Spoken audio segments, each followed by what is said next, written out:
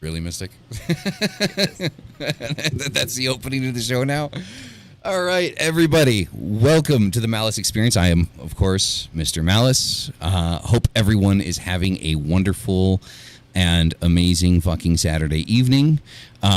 We are here, as always, my co-host, Mystic, and we are joined by Szandora LaVey. How's it going? I'm good. How are you guys? Excellent, excellent. Living the dream. Everything on my computer is frozen. Hopefully you can still hear me. Yeah, I can still hear you. Yeah, we can still hear you.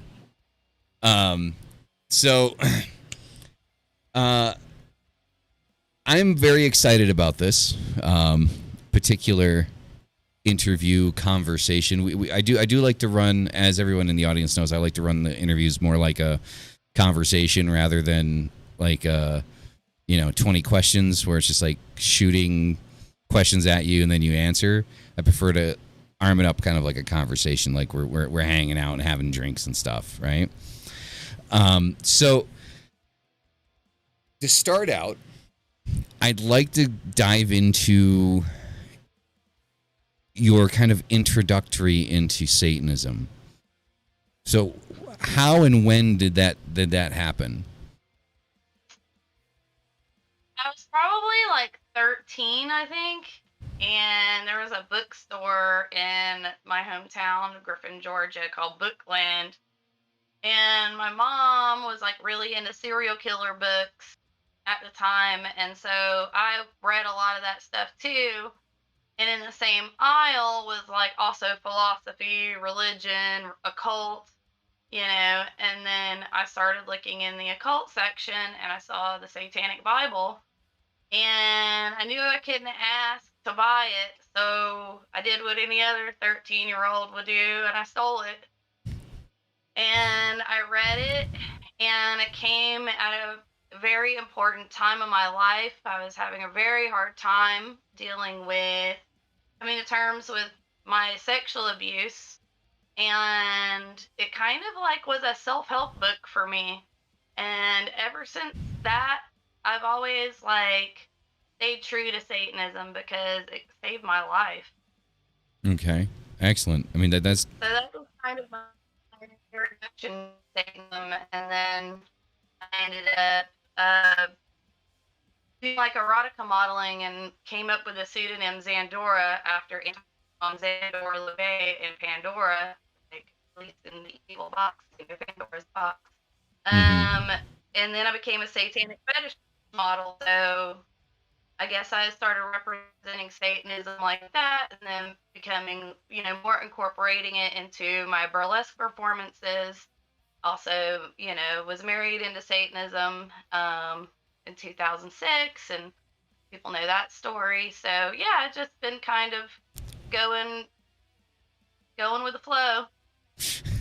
So when you getting into Satanism, would you consider yourself, are you theistic or atheistic? I like to call myself a spiritualistic Satanist. I'm a spiritualist Satanist. I feel like I have a little bit of like occultism in me, and it's not just Satanism. It comes from other, forms of magic, chaos magic, Santeria. It's not just Satanism. So like, I kind of take from a hodgepodge of the occult magic and blend it in with my Satanism. And, of course I'm a lifestyle Satanist too, but like, I don't, you know, some Satanists believe that there's an actual devil. I don't really call them Satanists. I call them devil worshippers, but my form of Satanism is mine alone. And I think that a lot of times with LaVeyan Satanists, they kind of stick to the book of the Satanic Bible and don't realize it's something that like you can you take things and identify with them with yourself. You don't have to like it's not a rule book, it's there to guide you, but not necessarily lead you. I don't know. I guess like I said, I'm a spiritual Satanist. That's what I would call myself. Yeah, that makes sense. I mean, I can definitely kind of I can definitely get behind that. I think one of the advantages of Left Hand Path and Satanism in general is, the idea that it works for the individual, right? Yeah. So You can customize Satanism. exactly. So I have to ask. So with your name, like the pseudonym that you go by, and obviously your kind of like your connection with the Satanic Bible by Anton LaVey, what are your thoughts on the Satanic Temple? I am friends with the Satanic Temple. I'm not a member of the Church of Satan or the Satanic Temple. Just for what it's worth, if anyone has a question about that.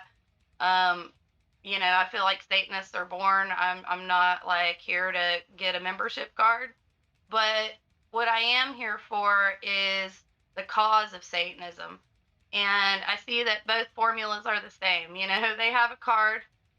The Van Satanists have a card. We had a black house, they have a black house. They have tenants, we have tenants. I think that we are all cut from the same cloth, but the Satanic Temple has taken Satanism in a modern route, and not only has made it like into like a religious side, taken it to a religious point, but also a political point, which I think is needed in this time. At this time, especially with Roe versus Wade and things like that. I appreciate the stance that they take. They've always been good to me. Every show that I've ever done with them, and I do a show every year called The Devil's Dinner, always sold out, the greatest hospitality. I can't say anything really bad about my experiences with the Satanic Temple. Okay, good.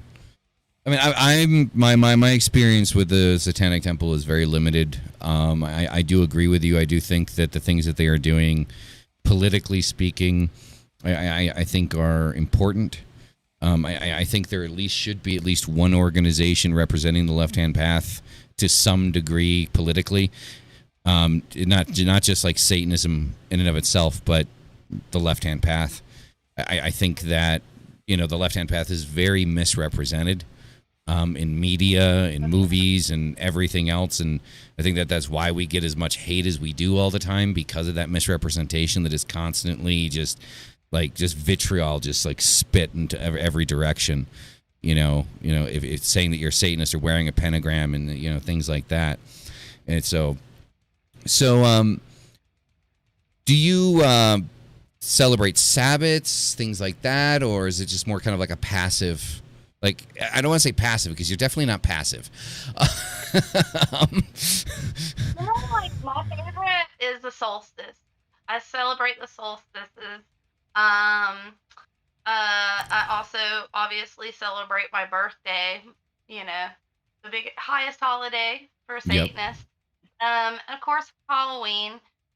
Do I do like Sabbath? No, that's not really my thing. I was a young kid once. I've done a lot of Sabbaths and orgies and black magic rituals. Mm-hmm. I think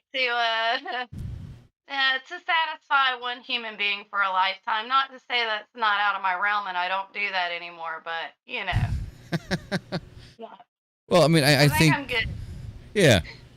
I need to add a Sabbath in there. Is what I'm saying. On top of all that. Right. No, I got you. Yeah, I mean, I think that works. I mean, I'm even like my, I would have to say that like what I do as far as like rituals concerned and everything like that, I feel the older I get, the less intricate it needs to be. Like for me personally. Oh, yeah. Absolutely. And practical magic you use every day, like I wake up and manifest things. And I think that if you hone into that energy and you tap into it, you always have it. And as long as you remain self-aware, Mm-hmm. like what you're manifesting and like what you want. Like sometimes you manifest bad shit to happen to people, and you gotta be careful of like your intent when you think about things and how strongly you think about them when you start that I guess that getting on that path of manifestation, I guess. Does that make sense? No, most definitely. I mean, I think we manifest things like every day. Like, when we want something or we desire something. Yeah. I used to, when I was a kid, I used to call Catholicism the lazy man's religion, because you'd pray to God and then sit on your ass and wait for God and the Holy Spirit to bring you the things that you want, and wonder why you're living in a double wide trailer in the middle of nowhere, with an empty refrigerator. And Yeah. it's because you're not manifesting. Yeah. You're not God- going forth God to will help action. you. No, totally. I get it. Trust me. I just came from 7 days of being in the South, so no need to reiterate that one. Right. Definitely. Saw lots of things I couldn't unsee there, especially religious things. I was like, I need to get out of here. Yeah. It seems to be a Southern thing. I mean, it's everywhere, but it definitely like the southern areas, it's significantly more rampant, I should say. So when I want to kind of get into what it is that, as a woman in Satanism that does burlesque, that you are a satanic burlesque performer. How much hate do you get, like, every day for doing what you do? You know what I have to say? And I'm probably going to regret saying this. None. I don't really that often get anyone reaching out to me and, like, saying hateful shit to me, or even, like, sending me dick pics. No one does that. Like, maybe 3 times a year, I'll get, like, someone that'll be a religious person, or someone that's, like, a LaVeyan Satanist that'll be like, how dare you post something with TST? It's my goddamn prerogative what the fuck I want to post on my page and who I want to support. So I feel like that's pretty satanic, so fuck off. So I'll either block them or tell them to fuck off, and I might get 1 dick pic a year. Thank God I don't get them, or Satan, or whoever y'all want to fucking think. But yeah, I don't really have a problem with any of that stuff. See, I've gotten those in the past, and what I do is I put them online for everyone to see, and I don't know if, like, the word's gotten out that I might put your dick online, but just so you know, if you send me a pic, I might put your dick online. And I might find your wife and send it to her too. There you go. That's how you manifest. For real. Exactly. That is. Manifest them right back to your wife. Well, I don't have one of those, so. But what we're gonna do then? Yeah, I mean, that's definitely. That's good. I was not expecting that answer. I'm gonna be honest. That kind of threw me off. Like I know. I know I'm gonna regret this. It's gonna come back. I'm gonna go on a page and I'm gonna be like, God damn it, guys! Now I'm getting all these dick pics. They can just forward them to me and Rook. Too. I'm willing to get boob pics. You can send me those. Oh, there you go. Those are always welcome. You can just redirect and forward all the dick pics to me and Rook, and we'll be good. Okay. I can hear him laughing in the other room. We told you we kind of go off on tangents. It happens. I didn't bring up dick pics. I'm just saying. I'm just following the trail. I've had a date, so we can go on tangents. Yeah. I'm trying to find myself while talking right now. So reel me back in whenever you need to. Nah, it's you Let can it go off on go. any Let tangent it you want. go. Doesn't matter. Like I said, there's like a basis of questions that like we ask, out of curiosity, things like that. But we like the idea of allowing the conversation to kind of develop on its own, right? So it's like wherever the Yeah. conversation goes is where it goes, So just like for me, as somebody like that watches interviews like when I was younger and now and things like that, I always like the interviews that feel more comfortable, more like a conversation, not so surgical. Because I feel like surgical interviews have a tendency of asking the same questions in repetition just to get the interview done, and you don't learn anything new about the person. And doing an interview where you're just having a conversation, not only do we get to learn about you as a person, what you tell us, but people get to see you in your element, just kicking back and relaxing. In my humble abode. Right? Exactly. So that's kind of the idea. So so obviously so the name was obviously inspired by Anton Szandora LaVey and Pandora, right? As you Yeah. mentioned. Yeah. So From Greek mythology. correct. So what kind of pulled you with the Pandora's box concept? What kind of what do you hold with that? I've always liked Greek mythology. I mean, come on, who doesn't love that shit? Get out of here. You're a narc if you don't like it. Don't care. I'm a nerd.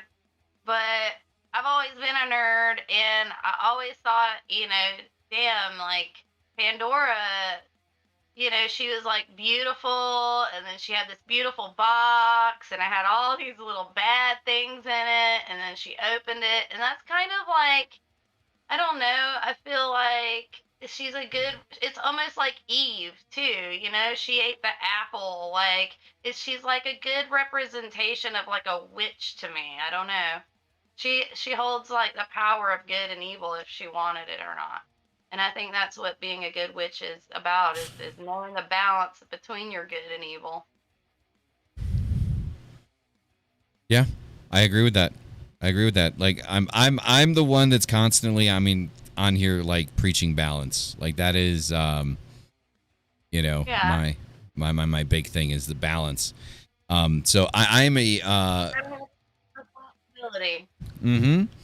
so I'm not necessarily a Satanist. I've always considered myself a philosophical Satanist. Not necessarily spiritually speaking or atheistic, because I am very spiritual and I am left-hand path. But when it comes to Satanism, I consider myself a philosophical Satanist in the sense that I look at Anton LaVey's The Satanic Bible as a book of philosophy, much like Friedrich Nietzsche's The Antichrist. Absolutely. And Anton, the Satanic Bible and Satanism was meant to be a pure religion, which is an alternative religion. And that's what I think the main major difference between Satanic Temple and LaVeyan Satanism is that Satanic Temple is like a bona fide religion, and I think, Satanism falls within those realms of philosophy and the para-religion, genres. That's Yeah. just how I see it. No, I agree. So how did you get into burlesque? How did that come about? I was I was modeling. I was doing like my fetish modeling back in the day, and the photographers were coming out with a magazine called Swag Magazine, and they were like, "Hey, do you want to go dance?" And it was in LA, and I was living in Vegas, and I was like, "Oh, this is a big deal! Like my first show in LA." And so it was St. Patrick's Day, and me and my best friend we were high on ecstasy. I don't do that anymore, kids. This is a really long time ago. And we went to Walgreens, and there was a hula hoop there, and I was like, hey, I wonder if I can hula hoop and go-go dance at the same time. home high, and I go back to my house, and I get all my CDs out because that's how long ago it was. And I just like hula hoop and try to go dance for hours. And then eventually, 2 weeks later, I was able to like keep it up throughout a whole song.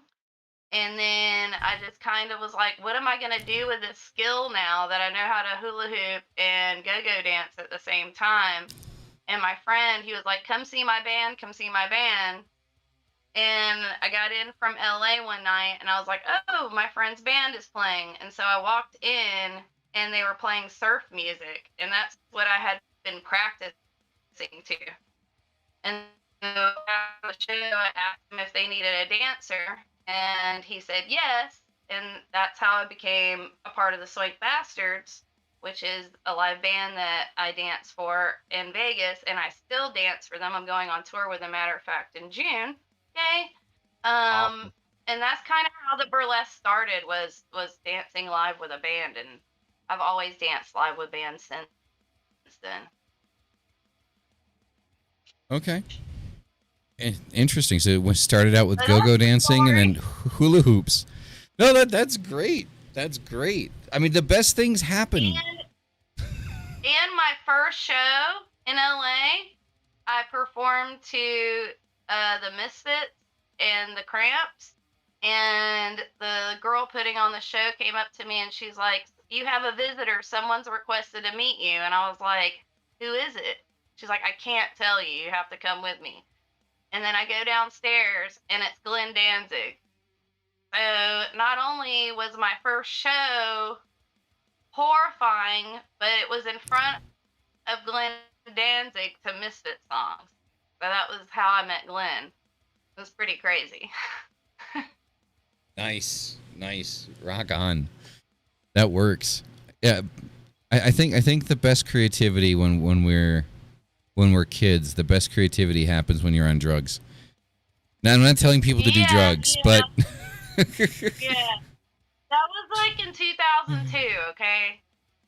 I probably did ecstasy once then, after then, and that was like well over 15 years ago.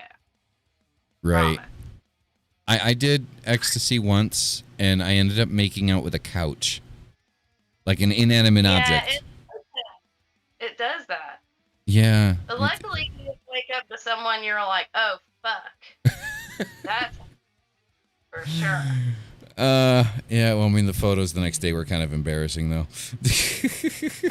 So, I don't know Can't where share they my are. stories on live. Rude. So, of course you can share your stories on live. Oh no, I can't. Oh, no? That bad? Yeah. Well, it happens. Maybe after. Maybe in the after show. The after show? Yeah, possibly. Okay. So now, working up to the third thing here, I'm curious. So you said you do music as well, yeah? Yeah, sometimes I don't like. I mean, I do sing, but I don't call myself like a professional singer. You know. Okay. And what genre of music do you like to kind of work in? I like to work in rock and roll music. Like, I like, fun music. Like, I've worked with Hank Williams III before. We did a gothic country song. That was like, that was a medley of like Charles Manson music. I've sang on a 45 for the Beast of England, and one song is like a Cramps type of song that's an original song called The Bell of the Black Heart's Fall. And then the other side of that, which is the main title, is called Career of Evil, which is a cover of Blue Oyster Cult, but the song was actually written by Patti Smith. And I've done some other songs here too. So, and then I'm also going to be recording soon with the Beast of England again and doing another 7-inch. So. Nice. But I can't tell you what songs yet because I don't want some bitch out there to steal my songs. Yeah. I don't trust y'all. That's So, a smart move. out of everybody that you've worked with over the years, I'm curious who is kind of like your biggest wow moment like in meeting somebody. It was biggest wow moment was probably at my wedding when I had someone come up to me and tell me, "Hey, Dolomite," because Dolomite, the comedian, Petey Wheatstraw, it was his last stand-up performance at my wedding, and they said, "Oh, Dolomite's requested to see you," and I get outside and it's a limo, and I get in the limo and it's Snoop Dogg in there with Paul Mooney and Dolomite. And I'm like, holy fuck, I'm like in a limo with Snoop Dogg, Paul Mooney, and Dolomite. What the fuck? And Dolomite always called me Lambona instead of Szandora. He'd be like, Lambona?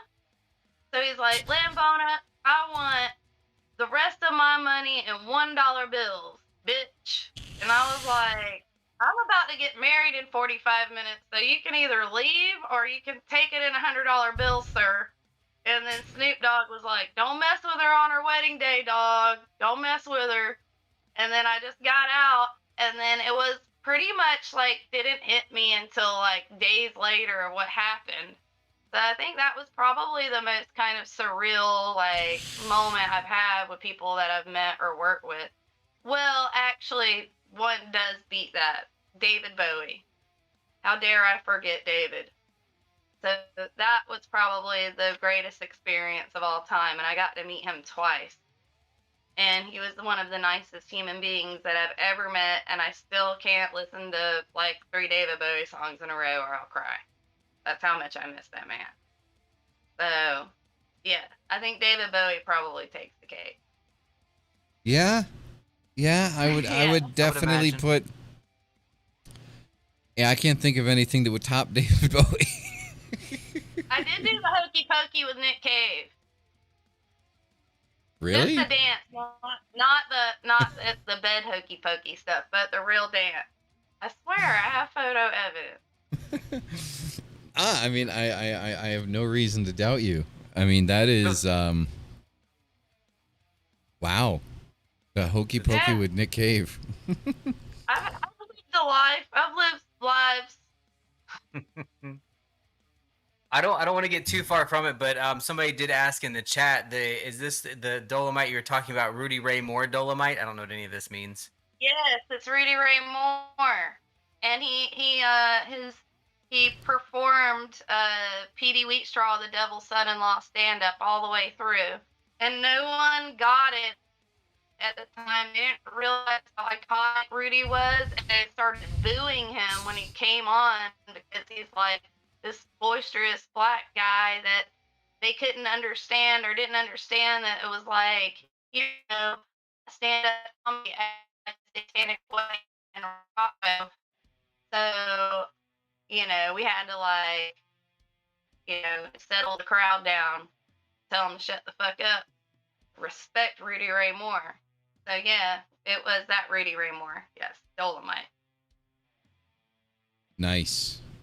I have no idea who that is. So I've He's never. the godfather of like black sexploitation. Okay. So like he did all like the like black sex movies in the 70s. Okay. That was Dolomite, and like he a lot of them had like, you know, like devilish and satanic influences, lots of orgies. And he would fuck all these women, but in real life he was actually gay. Really? Little known fact about the Rudy Ray Moore, yeah. Really? Indeed. Yes, sir. Wow. I would have had no idea.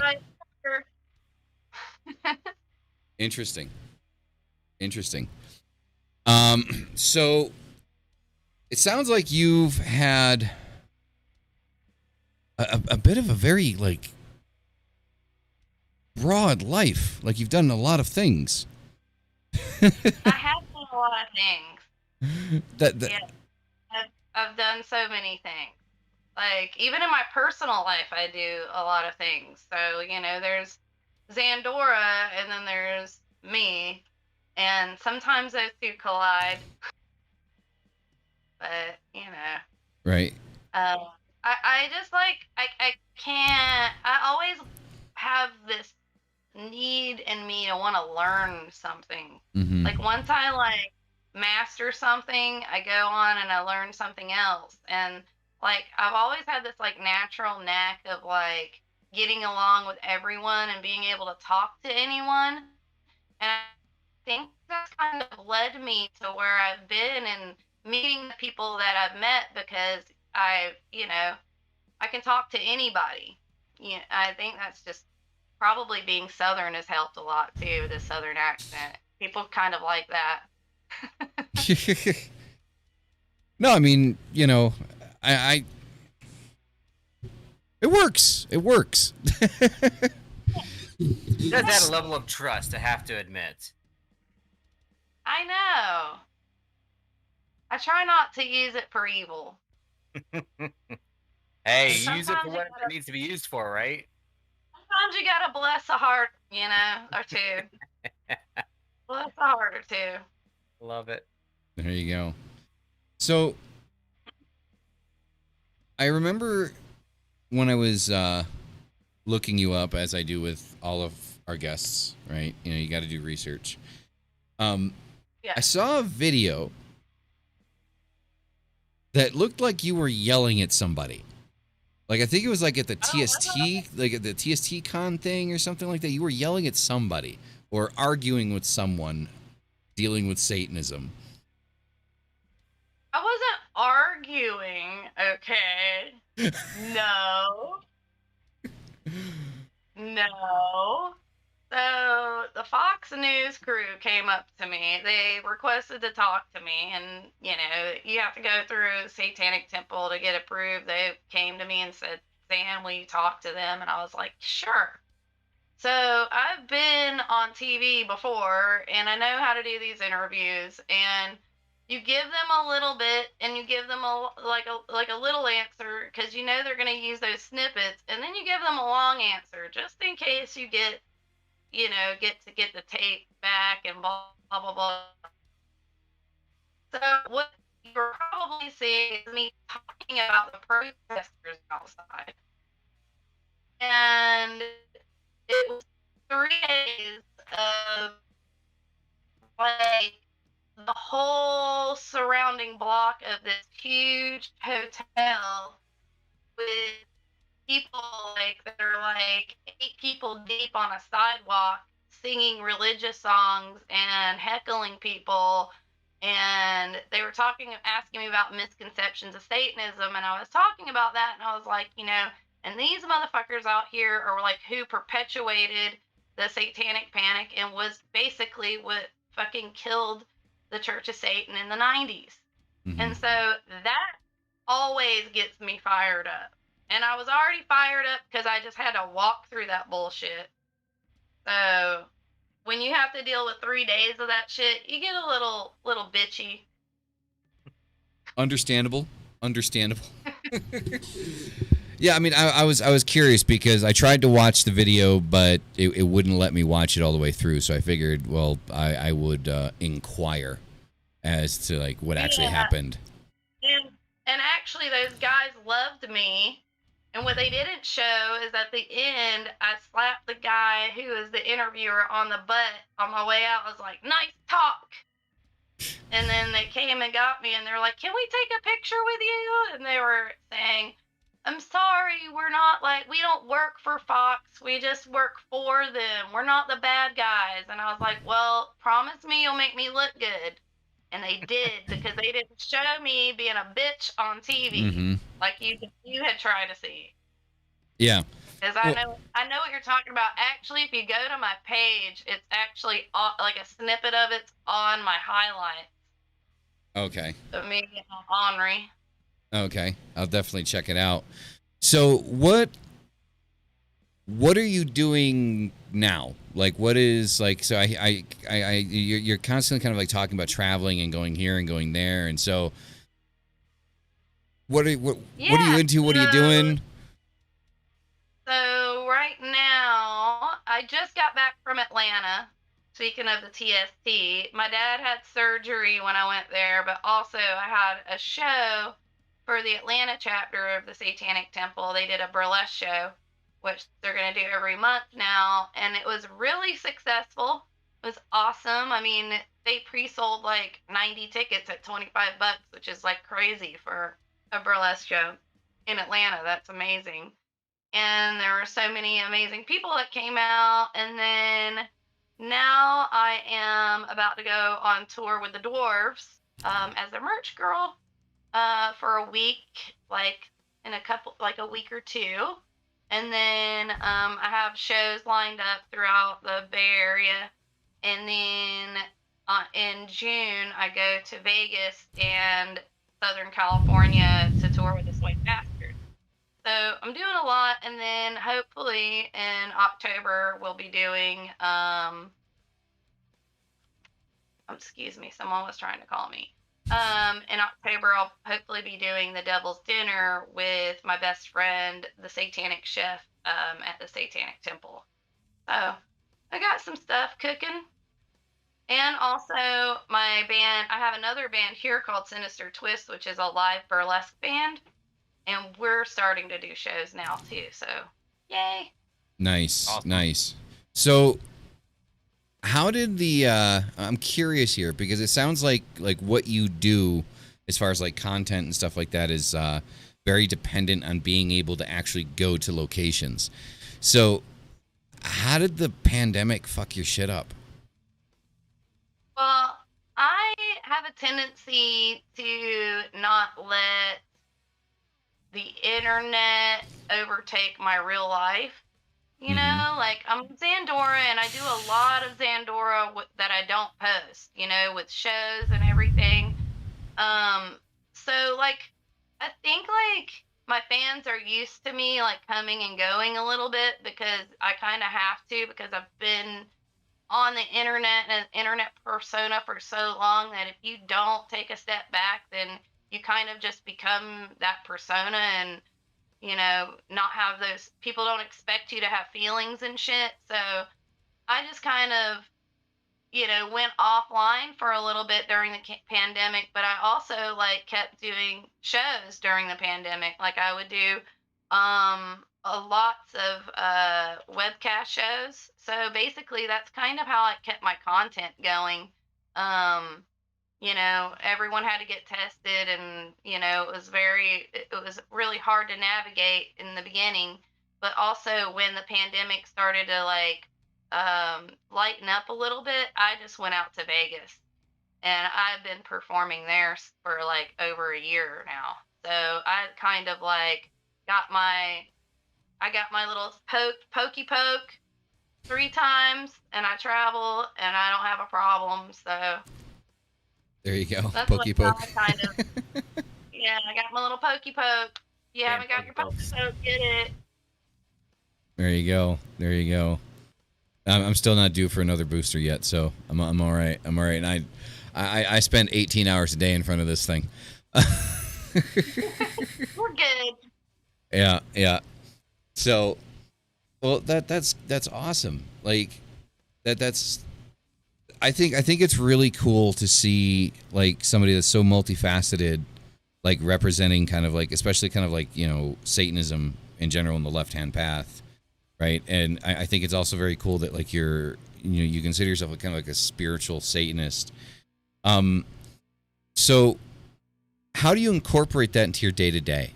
Like, I'm curious, like, is there anything intentional that you do day to day to kind of like incorporate that to kind of like, or is it just kind of like second nature, just kind of happens as you go through the day? Thing in my life is second nature. Like, it's funny, like, when people that know me in my real life, like real close life, are always like, I can't believe the shit that happens to you. And like, it's because, like I was saying, like, you put your energy out there so much, so many random things get like drawn to you, like even chaos and stuff like that. Like that gets drawn to me naturally too. So I think that it's just you know, I think like you said, it's second nature to navigate that energy and also to like, you know, being the person that I am, I have to be on guard all of the time.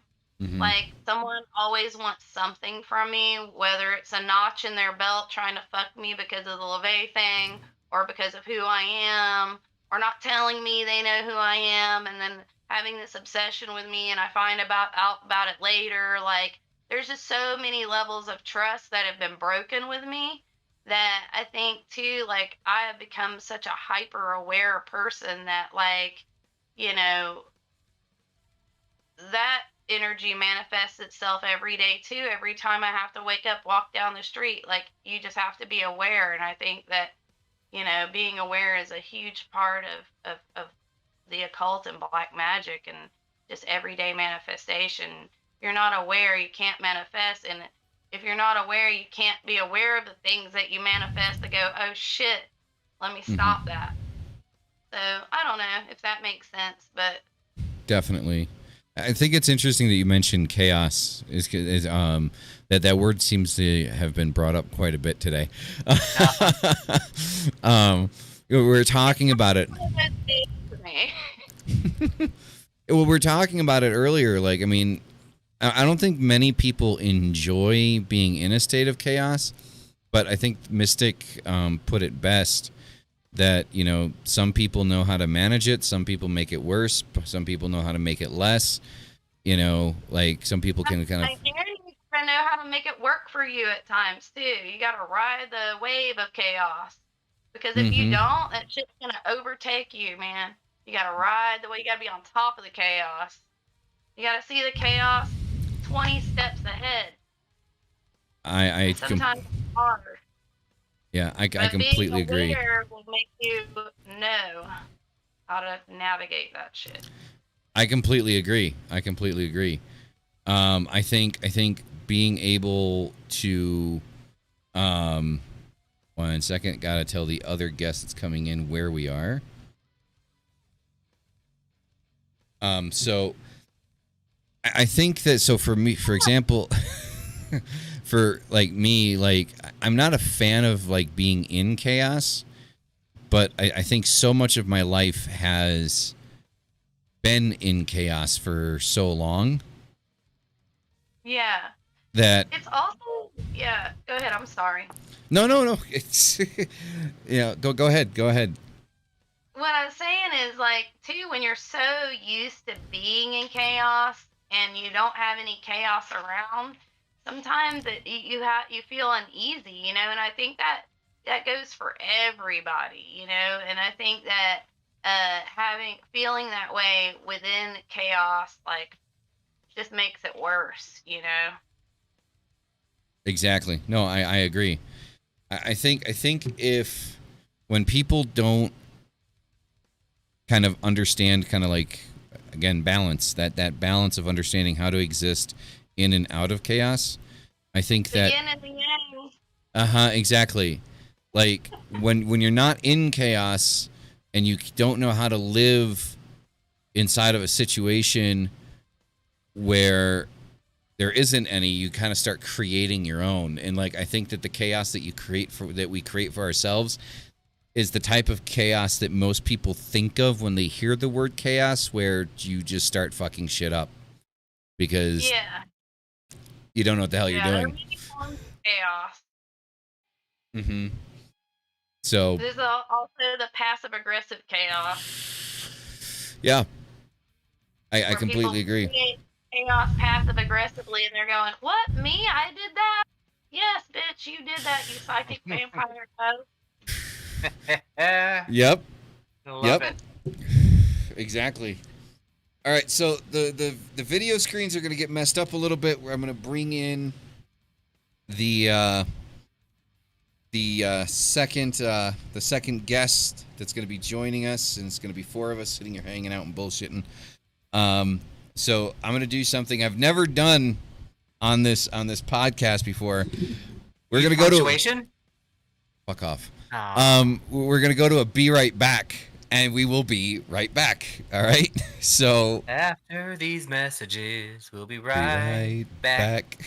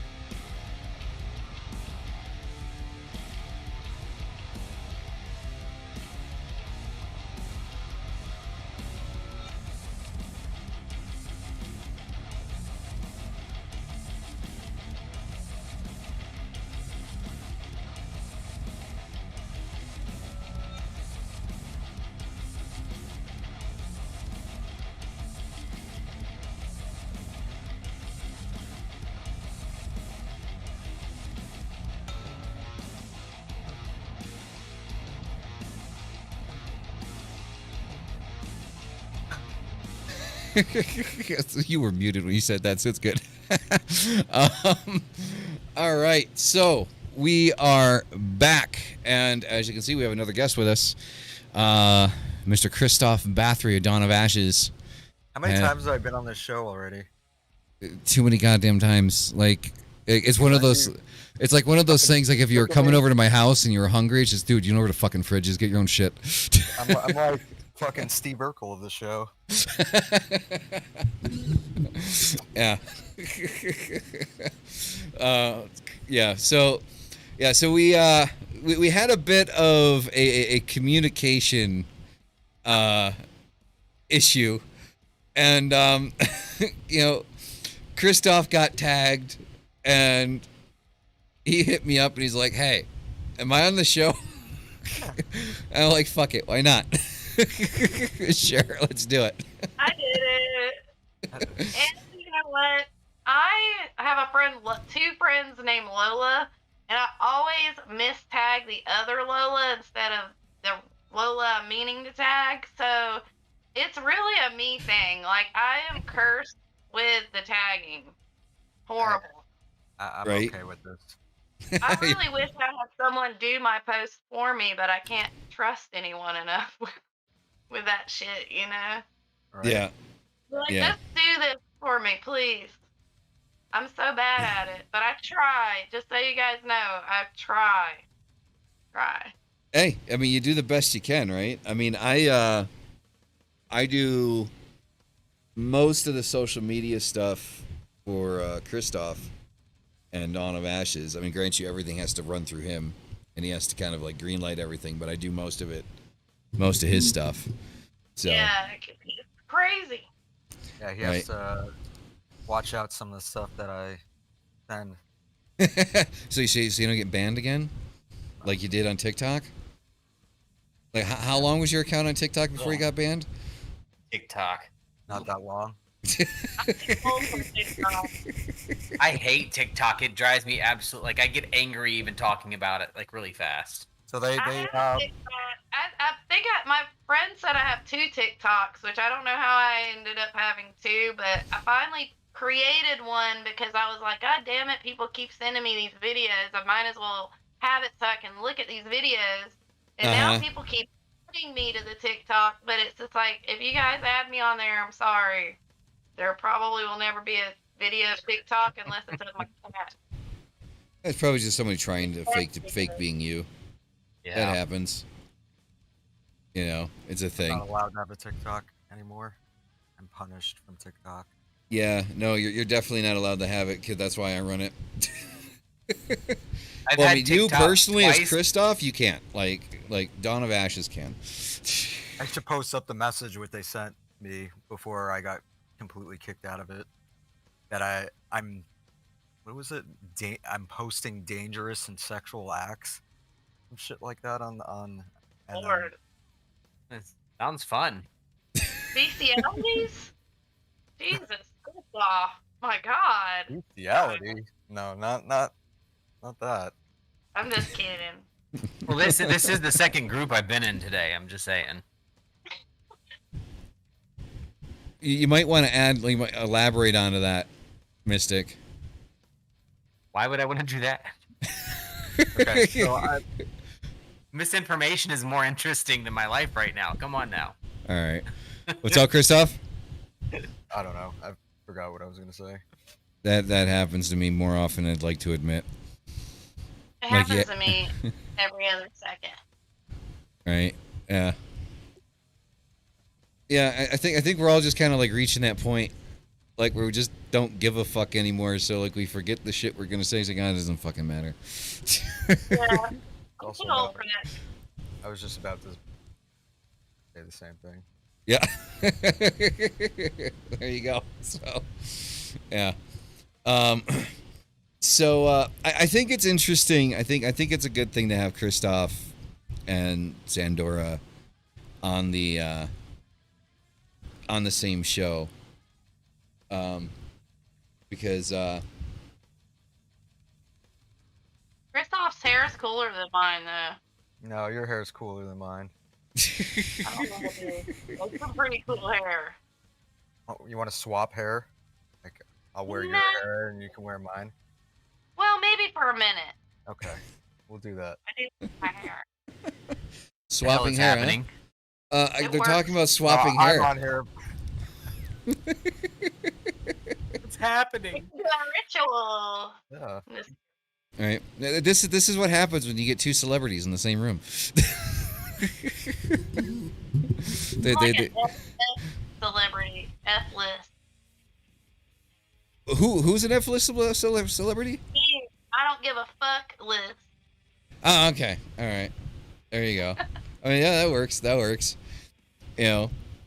No, I mean, well, I mean, the thing is like with like some of the like the clothing that Kristoff uses on stage and in some of his modeling shoots. I mean, you guys could probably swap clothes. You I do know. wear Probably. I do I wear probably have girls' corsets clothes. that look hot on you. So. We, You know, we could corset swap. exactly, right? Just kind of flip it back and forth and confuse the shit out of people. Like you can have Kristoff come to one of your burlesque shows. You can go to one of his concerts, and you guys could dress like each other, and this is completely confuse the shit out of everybody. Down. Hey, Pretty even the little chat saying let's do it. So. I'd do it. I mean, I wear a fucking dress on stage. I don't care. There you go. There's no problem there for me. Oh. I still get to wear dresses. It all comes out saying. There you go. Be Twinsies. Twinsies. Better. Twinsies. So, Szandora, you're in California, right? Yes, I'm in San Francisco, California. Ah, okay. Okay. So not exactly around the corner from Kristoff. He's Where are you, Kristoff, LA? I am. All right, I used to live out there. Whereabouts?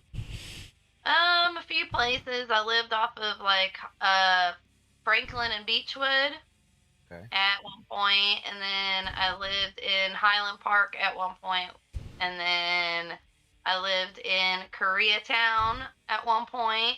Oh boy. Yeah, that was fun. So wait, is there something wrong with Koreatown? Like both of your guys' reaction says no. Is there something wrong with it? It's This can be like Sketchville, yeah, you it's know? probably fucking Like you ghetto. pay all this money for an apartment and you go out and you might get murdered, you know, you never know. It's actually like one of the places I'd say I'd never ever lived at. They would fucking pay me to live there. Tell me how you really feel. I'm angry. God. You. Stop. Right? Jesus. What you drinking there? All my coffee is gone. I know I need more of that.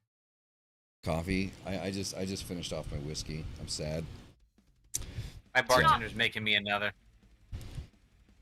If I you was got gonna like, drink wine, but I was like, probably not appropriate while I'm on the show.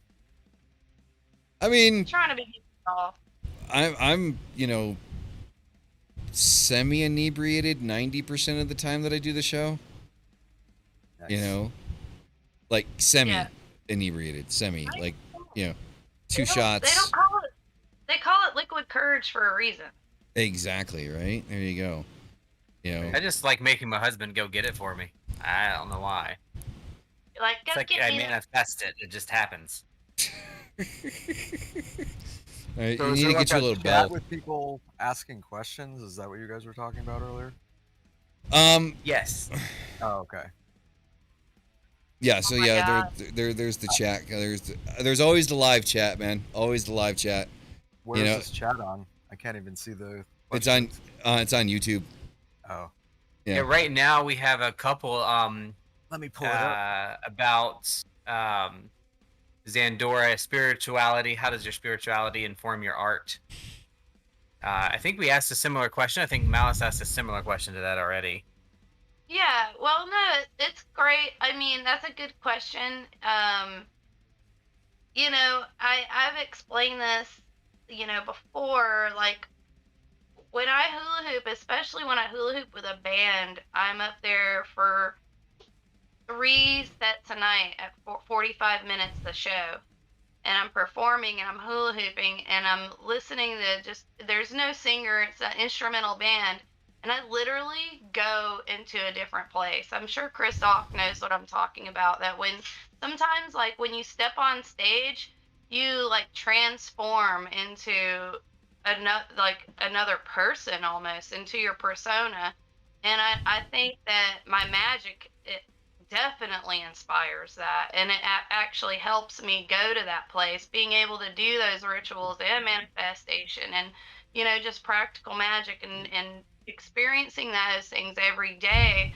Absolutely 110% affects my art and Mm-hmm. my performance, for sure, especially with my photography and my modeling. Like, I feel that I do have a kind of 60s niche aesthetic about myself, because I just want to always pay homage to that, and that Mm-hmm. definitely inspires my art. Definitely. Well, Didn't we talk about this on another show? you were and talking I about- did. Yeah, you and I did.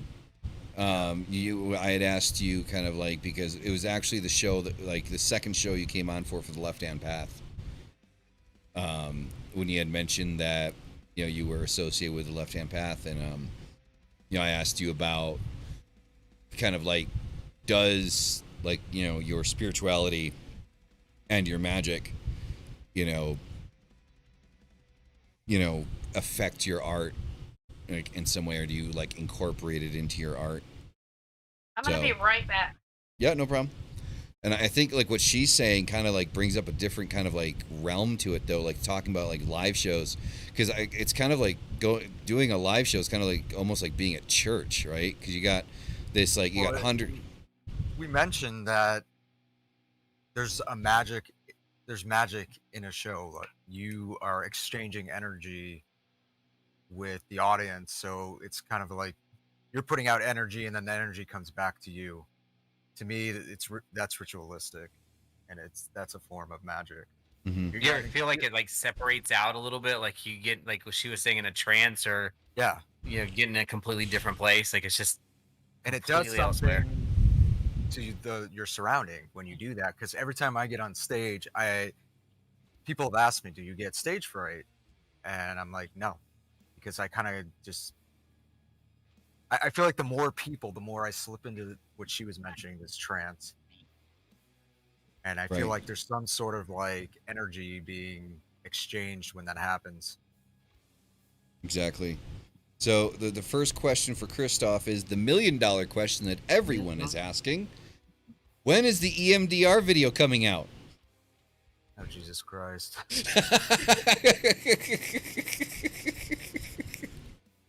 No comment. You know what? I would like to know that too, to be honest. So, Yeah, chat, there's a lot going on, like, behind the scenes that probably shouldn't be talked about, that won't be talked about. It's coming, but nobody knows exactly when. It'll come out when it comes out, right? all I know is I'm going to Germany soon. That's like the only thing I know. That's right. You're going to be in... Go ahead. Sorry. What are you I doing don't in know. Germany? We're playing WGT, like one of the biggest, like, Whitby Goth Festival? Wave Gothentreffen. Is that the one? Which one? Which one are you playing? Wave Gothentreffen. Oh, that's cool. Yeah. So. Awesome. Hell yeah. Yeah, dude. Yeah. Get it. Get that traveling money, baby. No. For deal. I'm gonna do hula hooping on stage. Hey, I'm gonna learn. I'm gonna learn a from naked you. hula hooper, Kristoff. I'm your chick. Yeah, if I you see gotta a teach other me. naked hula hooping bitch up there, I'm coming for you. All right. Nice.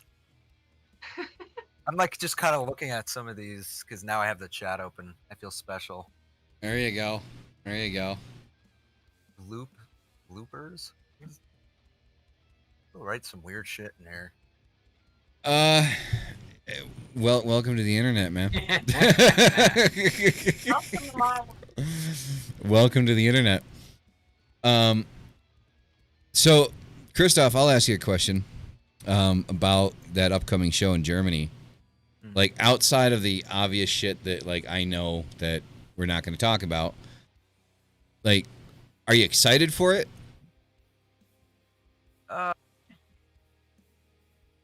Yes and no. Okay. You know how I am. Yeah, I do. Exhausted, so. I know how you do. I'm sure once I get there, it'll be fun. You know, every time we go to Europe, it's pretty exciting. Yeah.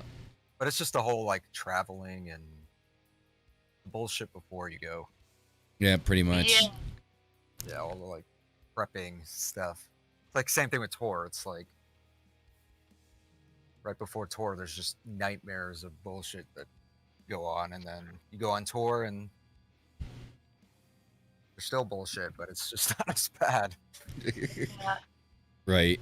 People don't realize like how much time you put into being an artist. Like how much time you spend booking a show, emailing producers, asking a million questions and not getting a fucking response back, getting all your bandmates together on time to the fucking airport, okay? That fucking sucks. Getting all your equipment into the airplane, onto the airplane, paying all these fees. Then you have to find transportation, then get to your hotel, then get to the show on time and load in on time to play for 45 fucking minutes. So you guys appreciate what fucking artists do and go to shows and pay for them, goddammit. Stop asking your friends to get on the list, okay? God damn it. I like how she talks. You're hired. Right? It's awesome. Well, I mean, it's true. Now. Yeah, no, but I mean, you're 100% correct, though. Like, I mean, most shows are what, about an hour, hour and a half, like, generally speaking. Yeah. You Well, know, like on tour, we're playing like ridiculous set. It's like almost 2 hours, so it's just Oh like, my god. you know, it's exhausting. So everybody's like, "Oh, you're going on tour." I'm just like, "Oh, You're like exhausted before you get there, just Yeah. thinking about it. I know, exhausting even talking about it." I know. Sorry, boo boo. Well, I mean, I'm sure, like when you were younger and shit, like when you first started getting into it, like, you know, it was exciting and shit like that. Like your first, like I had a lot more energy. Now I'm right. not So- young, and it takes a beating on you. It does. Oh my god. So I know that. Yeah. Preach. I like Well, I mean, your dress. Huh? I like your dress. I got it for $10 today. Thank you. Nice. And it has a matching mask too. A mask? Yeah. It has like a matching, like, you know, mask to go into the store in case we get COVID again. Ah, okay, man. I thought you were like.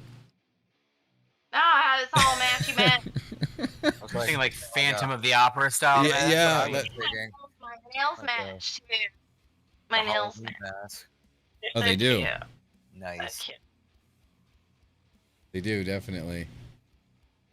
See, I thought about you guys. I didn't want you to have to like sit here and look at a broke down woman like I felt today. Got my ass together, witched it up, put some press on nails, and called it a day. Sometimes that's what you got to do when you have bad days. Daily routine for me. I know. You just gotta put your panties on one leg at a time. Mystic, your head keeps moving off to the edge. Like, I keep repositioning the camera to center Remember you, how he, and then you keep remember moving he said that? further over. Remember how he said that he liked things off-centered earlier? I think he warned you. Yeah, this is true. This is true. This is true. Like I'm trying to center him up, and like he keeps moving like off to like the my right, his left. Now I got to keep moving because I have chihuahuas running around on the floor underneath me. So. Okay. So. Sounds like a big problem. Yeah. Yeah, you know, some people have rats. He's got chihuahuas. Lots of chihuahuas. Yeah, I can't stand chihuahuas. Rat dogs. Rat dogs. No, they don't like you either, so. Yeah, well, that's perfectly fine. Kristoff, you're looking very, very impatient, my friend. I'm just reading some of these. Some of the chat insanity. Yeah, it's entertaining. It is. Well, 'cause you have to figure, like, as we're talking, like 9 times out of 10, chat, they're talking amongst themselves, right? Yeah. Like they got their own shit going. I can't watch that because then I'll just get sidetracked.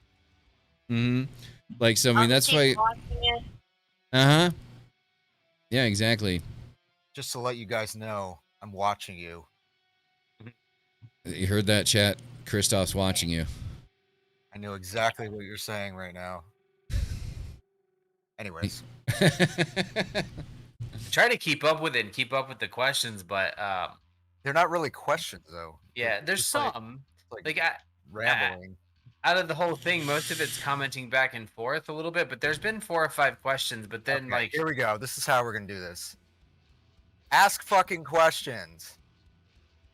That's how you do magic. there you go. Chat. Wait a minute. That's Kristoff. Yeah, watch. We're gonna get a God question. damn. Do it. Let's see What? the power of manifestation. All right, you got nervous eyeballs. Unexplained says no. I know him. well, that's not working out. Yeah, I know. Right. It'll happen. And the couple of questions that I yeah, do they have are are. like they're not, I mean, they're not bad questions, but they just don't have a place at the moment. How about Okay. I ask those people a question? Yeah, There you there go. we go. How the Alright. fuck is your weekend going, guys? That's to all you out there in the chat land. How's your weekend going? Why don't we ask each other questions? How about that? Yeah. And while we wait on their answers, I don't know what kind of questions to ask because I'm not an interviewer person. Me either. Oh, Kristoff, Thank you Jesus. need to practice. You want to start your own podcast, so right? Maybe one day. So It'd be ridiculous. I'm trying to think of some questions now. Now I'm put on the I know. spot. Now I can't even think of anything. We're really dropping the ball here, guys. no, you're not dropping the ball. I mean, you know, Weren't generally, supposed to- okay, wasn't the idea this whole thing you told me about it had to do with like the goth, like sort of like yeah. The idea of like, so I had mentioned that like, so this particular podcast is more focused on the occult, you know, left hand path, magic, tarot, things of that nature, and one other thing that I'm very passionate about that I do want to talk about that I feel doesn't fit necessarily very well in here is, you know, goth, alternative lifestyles, you know, music, you know, things of that nature, right? So Like, you that's originally had them all separated out, and it just was, I guess, it sounded, if I remember correctly, too much to keep up with when you have them that separated. yeah, So- exactly. Anything you Grab guys one want to know? balls. Anything, Diggy? Like anything you guys want to know? yes, I need more coffee. All right, I so mean, that's a good one. question. Which one? So, Jell-O. what's your order when you go to the barista, Kristoff? Like Starbucks or Yeah. Like, what do you get? pretty simple. I get because I'm vegan, so I get like an iced coffee with almond milk and caramel sweetener. I think that's like Okay. all the time. Sugar free or full sugar? I try to get things sugar free. Okay. So, cautious about what you put in your body. See, I've already learned something about you Uh-huh. that I didn't know, that you're a vegan. You like almond milk? I do. Nice walks on the beach with a werewolf Yeah. At night, at night? overcast. Yeah, Spooky. of course. Not too cold, though. Not too cold. We have a good question in the chat. How did you all come out as Satanists? I don't really classify myself as a Satanist, so that's the thing. Well, Can't me either. I don't know if I ever just like, if I came out to my parents. I think that it just was like sort of became a part of who I was. And then like I left home at 17 and I started doing fetish modeling at 18. So like all I've really known was like just being out as a Satanist. And I was a goth kid in Griffin, Georgia in the 90s, and it was rough, kids. I just went back to Georgia and I see all these kids with blue hair and I kind of get mad. I'm like, oh, you can just walk around here with blue hair and not get yelled at. Halloween's already over. I felt set a the little path for upset that. about it. So, I guess I can talk about this now that I'm no longer affiliated with them and I got kicked out of it. But I started out as an ambassador in the Greater Church of Lucifer, and then I left, joined the Temple of Set, Ooh, and interesting. left the Temple of Set, became part of the Dragon Rouge in Sweden, left that, rejoined with the Temple of Set, and recently just left. Okay. So Dang. Well, you're well rounded. yeah, I just haven't done shit lately. I've been kind of just too overwhelmed with music lately. Yeah, being an artist is hard. Yeah. I mean, I still think it's part of you, though. Like, I mean, even if like you can't actively do something, it's still part of you. Well, like I told you, I think music is ritualistic. Mhm. Like I said on stage, you're exchanging energy on stage, which has some sort of influence on other. So Yeah. it's all magic. For Mhm. me, the more and more I practice any type of ritual or magic or any type of pathway, it is harder to identify with the path. The more you do it, the more just open it becomes. There's no more string attached anymore. Yeah, Right. practice makes perfect. Yeah. Mm-hmm. Exactly. So I actually did like this one by Unexplained Possibilities. Mm-hmm. That So was a good one. how did you handle your first failed performance? Who? Which? I guess either we'll start with you, Kristoff, Oh. and then we'll ask Szandora. Oh shit! Let me mark that one. My first like in Dawn of Ashes or in like. I general? guess anything, like your first failed performance, like you actually like Well, I the mean, first time. my first failed performance was like a lip syncing thing in elementary school. So, Okay, we're not going to that. Let's not go that far back. I mean, well, you got to be specific here. all right. So like within your like professional music career. Professional here, okay? Talking about, how dare you?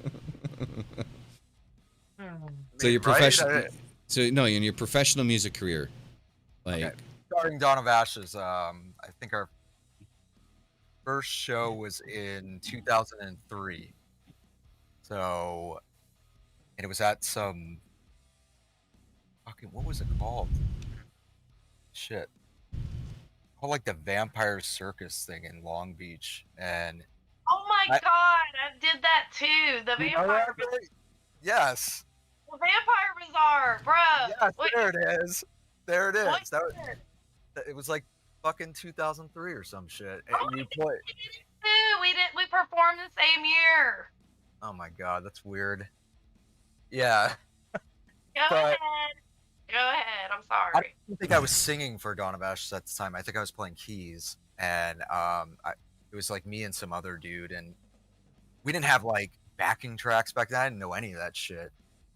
Like, so we were doing everything live, and it was just such a fucking disaster. Like, I remember we had like samples, but I had like a CD thing where I was putting CDs with like samples and like pressing play. It was like, I God. look back, it was just like a fucking nightmare. Yes, I remember those days. Yeah. Damn, Um, so long ago. I think, like, I'm trying to remember like my first real fuck up, and I honestly like because I hula hoop so much, and there are just so many times that like I can fuck up and have fucked up and just keep going, and it's like a part of my charm on stage that I can't really like pinpoint anything in particular, but I will tell you a funny experience that just happened to me that I didn't have anything to do with. um, at my last show in Atlanta, I go ahead and put my hula hoop on stage because I'm coming out like I don't need the hoop, like I'm, just doing stage work. And the sound guy was late, and the plug is on the stage, and my hula hoop was like this, and the plug was like in like the middle of the hula hoop, and the sound guy just plugged the sound into the hoop, so I couldn't even like get it to perform with. So I thought that was kind of a funny joke, and then we had to wait for that guy to come and fix that. But I have fallen off stages 3 times in my life, and always somehow popped up and just kept performing. One time I fell directly in my friend's lap, and that was hilarious. He wasn't upset. I threw a knife through my foot. This is like a story that seems to come up a lot when I do interviews, but yeah. You what? I threw a big kitchen knife, like it was like Michael Myers looking. It went through I had like New Rock boots, and it went through my foot. And I'm like fucking performing with this big kitchen knife in my foot, and I ended up like, I'm like, what the fuck's going on with my foot? And I look down, I'm like, oh shit. Oh my god. Why does this story always come up? I just Dude, it's like it always like pops up. that must have been a really sharp knife, like cutting through some new rocks back I then. know, right? Yeah, Built to definitely. last. Yeah. Obviously not. Yeah. No, not against Michael Myers, apparently. Right? You're fucked if you go against Michael Myers. So, Yeah, no. all right. So that was like, okay, so that's failed performance, right? So I'm curious. So, an experience, we're going to start with you now, Szandora. So, an experience that has happened to you on the road that every time you think about it, it makes you laugh.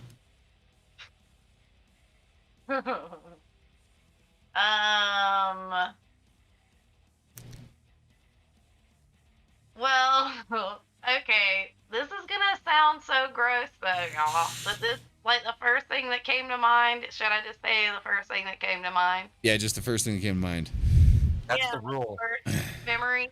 Okay, so like Swank Bastards, they're always like, I'm like a girl like touring with just dudes, right? So in a van for like 30 days. So it can get real in there. It can get real gross, everything. Like you're in a tiny space with like 4 or 5 men. Crazy. So my bass player, he was not allowed to eat or drink any dairy on tour for reasons that you probably could put together on your own because you're in a van with this person. Okay, we get to Chicago, and I get out of the van, and he's coming out with an ice cream cone and a fucking chili dog in his hand. I'm like, this motherfucker, I'm gonna kill him. And then we get on stage, and I, as the dancer, I am the closest to the audience. So I'm responsible for any smells, weird things that may happen. It's me, right? This guy farted so loud that I could hear it through surf music that's turned up all the way. Nice. And I just look around and I look at him. And before I even turned my head fully, I could smell the aftermath that was about to hit the goddamn audience that are around the horseshoe bar, right? As soon as it hit these people, they just spread like the fucking Red Sea around the side.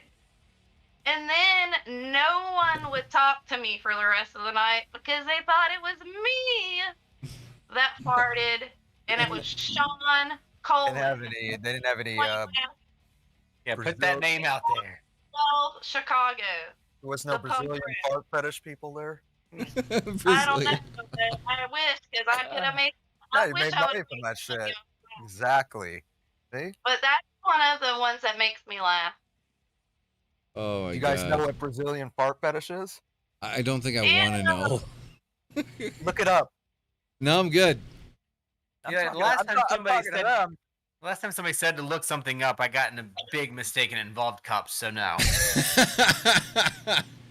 2 girls, 1 cup.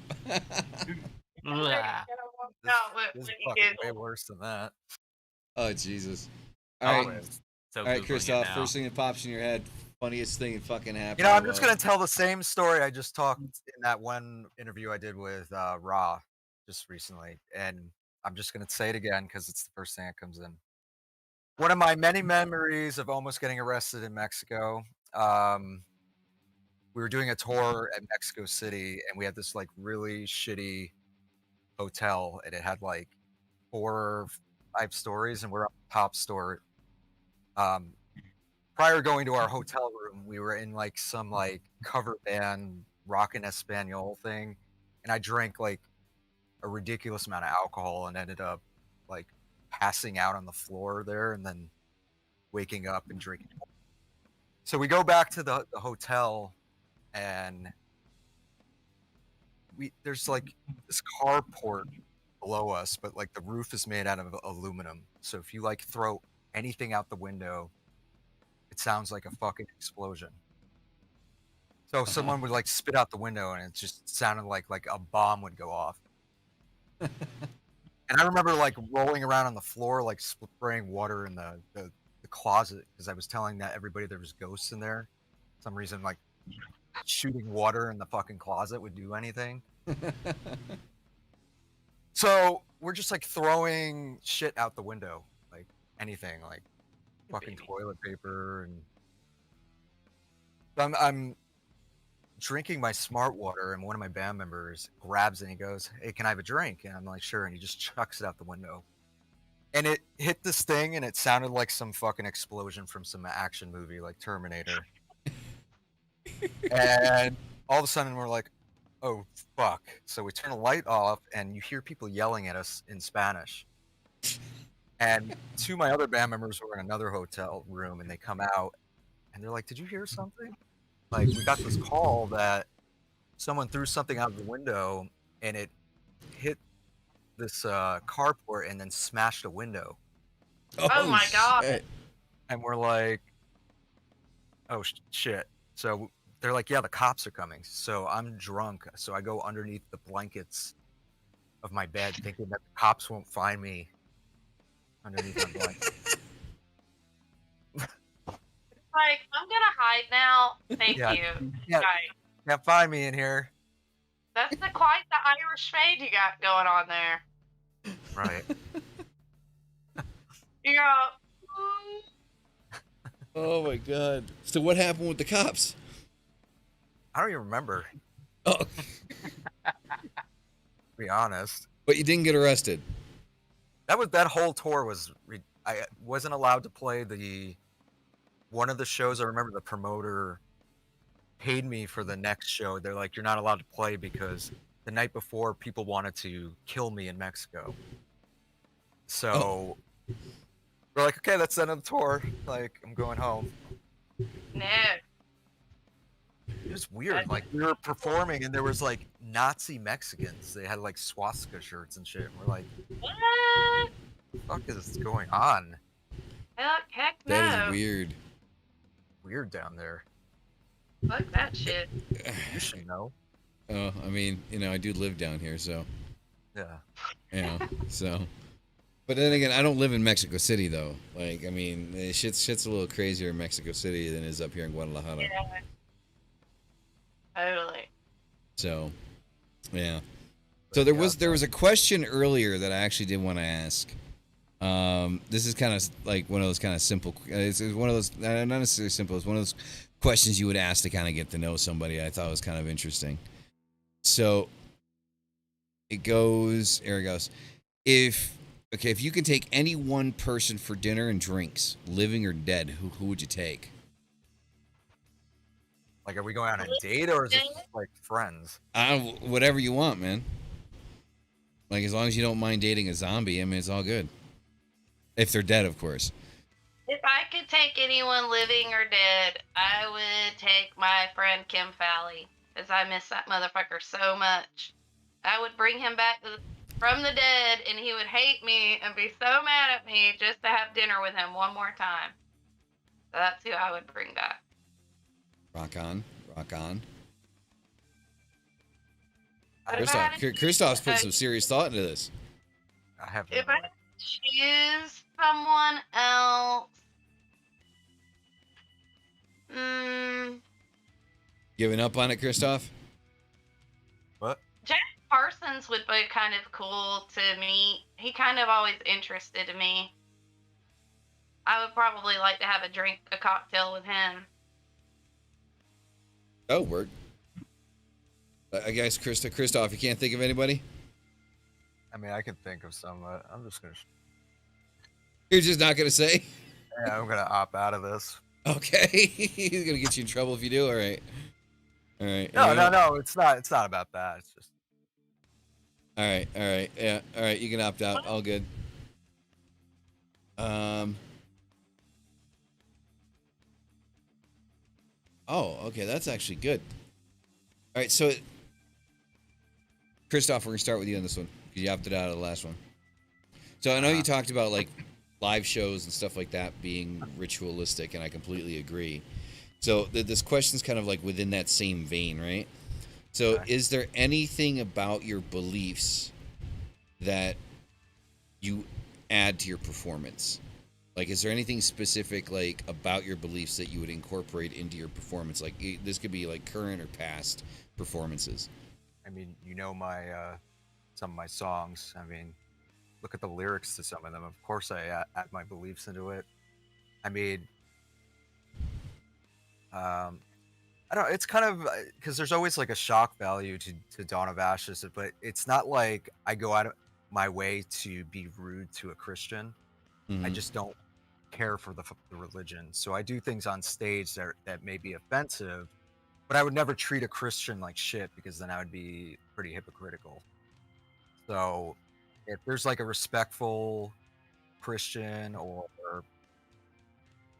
anybody who believes in some sort of monotheistic type of religion, I'm not going to bash them and put them down. I just don't like the religions. So I've done things like, burn the Bible on stage and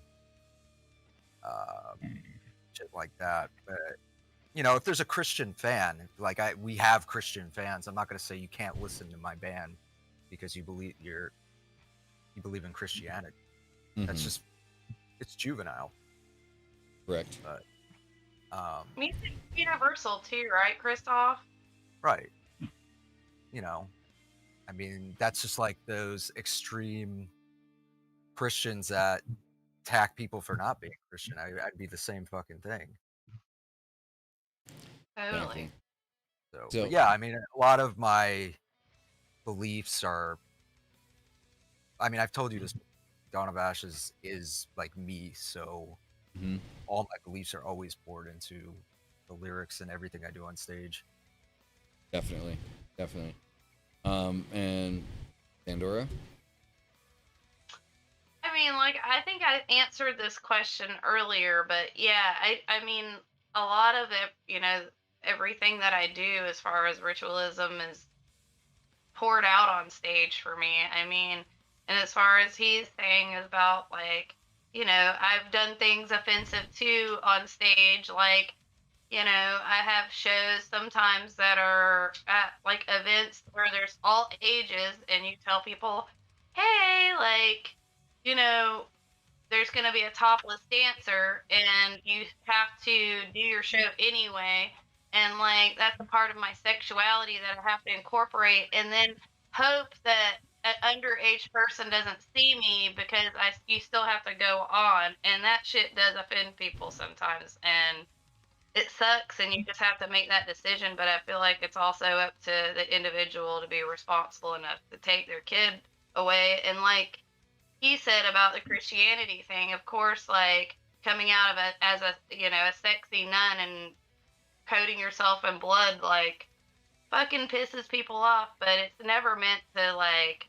I only do it in an atmosphere where I know it's going to be accepted. I wouldn't go to like a church and be like, hey, let me go like simulate sex with a cross for you, you know? I guess Though you I gotta do know think your that would audience. get you a lot of notoriety. I mean, but You gotta at the know your same audience. time, I do like pissing people off. You know that. Yes. I do too. I get off on pissing people off. I just don't. If there's a Christian fan who loves Dawn of Ashes, I would never say you're not allowed to listen to my music because I don't agree with your beliefs. That's No, that's uncalled for. right. It's I just mean, it's an true. interesting. I think that's an interesting dynamic, though, because I fully believe that you have Christian fans, but I think it's funny. I guess somebody that is Christian and a fan of Dawn of Ashes would probably be more a fan of, I guess, like the band sonically, I suppose, like how it sounds. Yeah, that's what they say. Like, they've both like the Serpents of Eden song, like the music video, and Poisoning the Steps of Babel.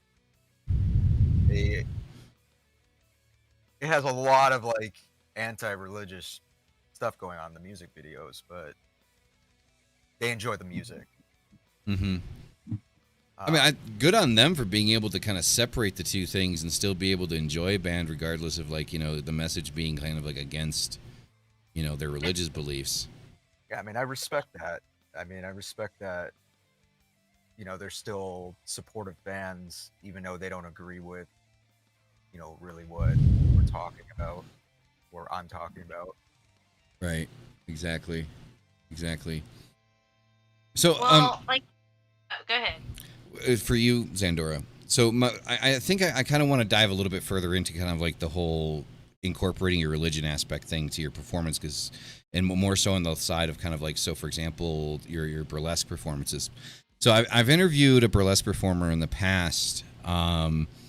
She was based out of New York City, and for the life of me, I can't remember what her stage name was.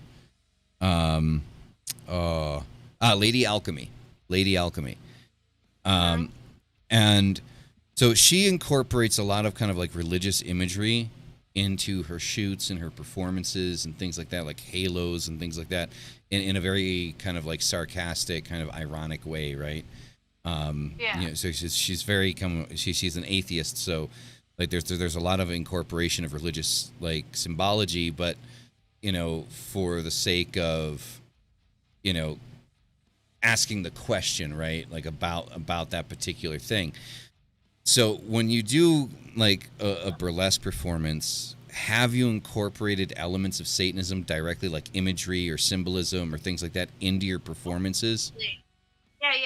I even have I have a performance that I do that's like from the Satanic Mass, and I come out as Anton, basically as Anton with the devil scowl and everything. It's like one of my it's one of my kit performances that I get hired to do all the time. And then I usually go from that and do a ritual on stage with the sword and, the chalice. And then I go in a hula hoop to usually Big Black Witchcraft Rock by the Cramps. So I have a lot of acts that incorporate Satan, and I even have an act where I'm like a kook devil girl. That is one of my signature numbers too. So, I mean, everything I do really does have some sort of, basis in Satanism, I think. Did you say the Cramps? Yes. Nice. I love Poison Ivy. I love. There'd be no Szandora without Poison Ivy. Cramps are awesome. One of my favorite bands of all time. Nice. There you go. Rock You on. got good taste. Yeah. He's like, I know. So, I mean, I think that's cool, and I think beyond like what people think about burlesque, I think it's an interesting outlet of expression, right? It really is, and I think that it's customizable too. Like you come up with an act. Some people come up with a song first, and then the outfit, and then like I was saying earlier in our private conversation, it's like then like designing an outfit, how to take it off to the song, and how you want to incorporate that too. It's just like all of these things are a part of the ritual. It's like cooking, right? Mm-hmm. You have to cook up an act, and it's just not going to happen. You can't wait for Jesus to do it for you. You got to get up off your ass and do the hard work yourself. And that is all a part of the magic and the witchcraft. Mm-hmm. It has craft in it. It takes craft. Witchcraft. You gotta Yep. put some craft in. Yeah, you got to be creative. You gotta be creative. Definitely.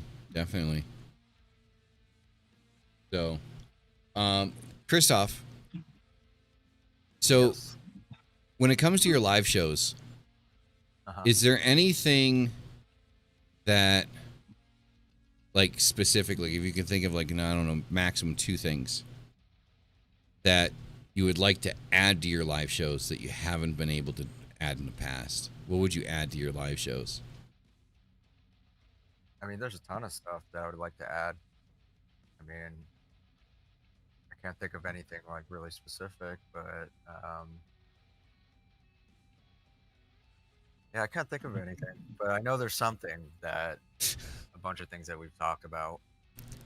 Okay. Cool. Hey, you got to go with the flow, right? Sometimes you ask a question and it gets that conversation spike going. Sometimes you ask a question and it lands flat. It happens. It's par for the course.